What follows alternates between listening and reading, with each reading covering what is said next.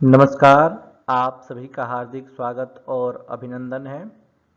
अभी आपने विगत पाठ के अंतर्गत जो बालारिष्ट का प्रकरण चल रहा था, उसके अंतर्गत अनेक प्रकार के ग्रह स्थितियों से बालारिष्ट का जन्म किस प्रकार से होता है और शिशु का अरिष्ट किस प्रकार से होता है, यह आपने समझा। पुनः इस 40वें पाठ के पूर्वार्ध वाले भाग में और श्लोक संख्या 5वें में आचार्य वराहमिहिर कुछ अन्य बालारिष्ट योग के विषय में चर्चा करते हैं। जब शिशु का जन्म होता है तो जन्म लेने के उपरांत बालारिष्ट का विचार अवश्य करना चाहिए। बालारिष्ट कहने का मतलब यह है कि शिशु के ऊपर जब कोई कष्ट होता है तो उसका परिज्ञान ग्रह योगों द्वारा पूर्व में ही प्रदर्शित हो जाता है, पूर्व में ही वह सूचित हो जाता है। तो उन्हीं सब ग्रह स्थितियों को आचार्य वराहमिहिर लघु जातक ग्रंथ के अरिष्टाध्याय के 5वें श्लोक में प्रदर्शित कर रहे हैं। तो बालारिष्ट में कुछ ऐसे ग्रह योग होते हैं जिनमें काल का निर्देश नहीं रहता है। मतलब 1 वर्ष में मरण होगा या 1 मास में मरण होगा, 8वें वर्ष में मरण होगा, चौथे वर्ष में मरण होगा। तो कुछ ऐसे योग होते हैं जिसमें मरण का मतलब मृत्यु काल का निर्देश रहता है, किंतु कुछ ऐसे योग अन्य योग आचार्य वराहमिहिर ने स्पष्ट किए हैं जिसमें मरण काल का निर्देश नहीं रहता है। तो उसमें किस प्रकार से मृत्यु के काल का निर्धारण किया जाएगा, उसके विषय में अंतिम श्लोक में आचार्य वराहमिहिर अरिष्टाध्याय के अंतिम श्लोक में चर्चा करेंगे। तो अभी पुनः अन्य जो अरिष्ट है उसके विषय में आचार्य चर्चा करते हैं। आप यह श्लोक देखें। सप्ताष्टान्त्योदयगे शशिनी सपापे शुभे क्षणवियुक्ते न च कंटकेस्ति कश्चिच्छुभस्तदा मृत्युरादेश्यः। इसके अन्वय को आप पढ़ें।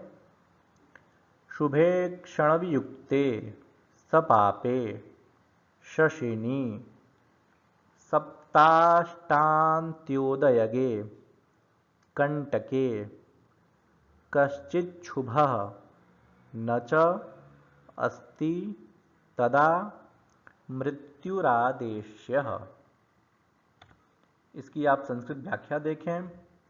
शुभे क्षणवियुक्ते शुभ ग्रह दृष्टि रहिते सपापे पाप ग्रह सहिते शशिनी चंद्रे सप्ताष्टान्त्योदयगे सप्तम अष्टम द्वादश लग्नगते कंटके केंद्रे कश्चित् कश्चन शुभः शुभः न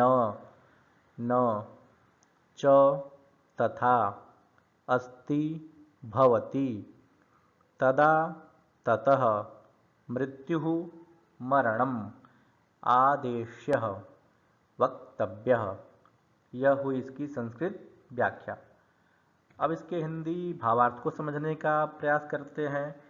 तो आचार्य ने यहाँ पर बताया है कि शुभ ग्रहों के दृष्टि से या शुभ ग्रहों के युति से रहित होना चाहिए चंद्रमा।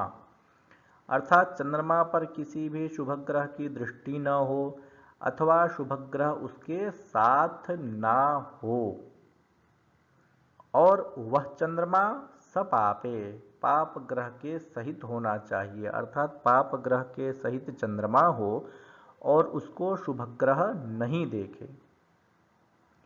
और किन किन स्थानों में हो वह चंद्रमा, तो कहते हैं सप्तम भाव में हो, अष्टम भाव में हो, द्वादश भाव में हो और लग्न भाव में हो, अथवा केंद्र भाव में कोई भी शुभ ग्रह नहीं हो। मतलब पाप ग्रह के साथ चंद्रमा सप्तम अष्टम द्वादश और लग्न भाव में स्थित होना चाहिए और उस पर शुभ ग्रह की दृष्टि नहीं हो, तथा केंद्र भाव में भी कोई शुभग्रह नहीं होना चाहिए, तो ऐसे में जातक की मृत्यु होती है। अब आप इसमें देखें, इस श्लोक में जातक की मृत्यु का निर्देश तो आचार्य वराह मिहिर कर देते हैं, लेकिन यहाँ पर काल का निर्देश नहीं है।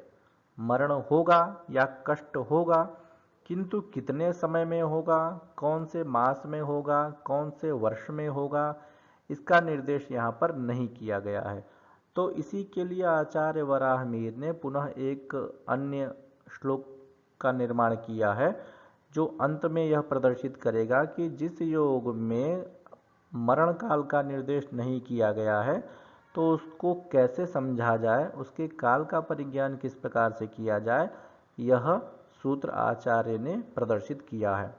किंतु इस श्लोक का भावार्थ मुख्य रूप से आप यही समझें कि चंद्रमा पाप ग्रह के साथ हो और वह सप्तम भाव, अष्टम भाव, द्वादश भाव और लग्न में बैठा हुआ हो तथा उस पर किसी भी शुभग्रह की दृष्टि न हो एवं शुभग्रह केंद्र में ना हो, तो जातक का मरण होता है या जातक की मृत्यु होती है, ऐसा समझना चाहिए। आप इस उदाहरण के माध्यम से इस बात को अच्छे से समझ सकते हैं।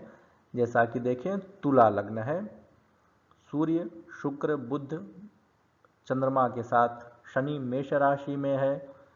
तो जैसा कि अभी बताया कि चंद्रमा पाप ग्रह के साथ सप्तम स्थान, अष्टम स्थान, लग्न में या द्वादश स्थान में होना चाहिए। तो यहाँ पर चंद्रमा पाप ग्रह शनि के साथ सप्तम स्थान में बैठा हुआ है। और उसके अतिरिक्त भी कहते हैं कि किसी शुभग्रह की दृष्टि नहीं होनी चाहिए। तो शुभग्रह शुक्र, गुरु विशेष रूप से माने जाते हैं, तो उनकी दृष्टि भी देखी जाए तो चंद्र के ऊपर नहीं पड़ रही है। पुनः केंद्र स्थान में शुभग्रह नहीं होने चाहिए। तो केंद्र स्थान प्रथम, चतुर्थ, सप्तम ये केंद्र स्थान कहे जाते हैं। तो केंद्र स्थान में मंगल है, प्रथम केंद्र स्थान में मंगल है, द्वितीय जो केंद्र स्थान होता है, जो चतुर्थ भाव होता है, उसमें सूर्य है। तो केंद्र स्थान में तो शुभग्रह नहीं है, तो इसका मतलब यह बालारिष्ट योग हुआ। तो इसमें जो शिशु का जन्म होगा तो वह निश्चित रूप से बालारिष्ट योग से पीड़ित रहेगा।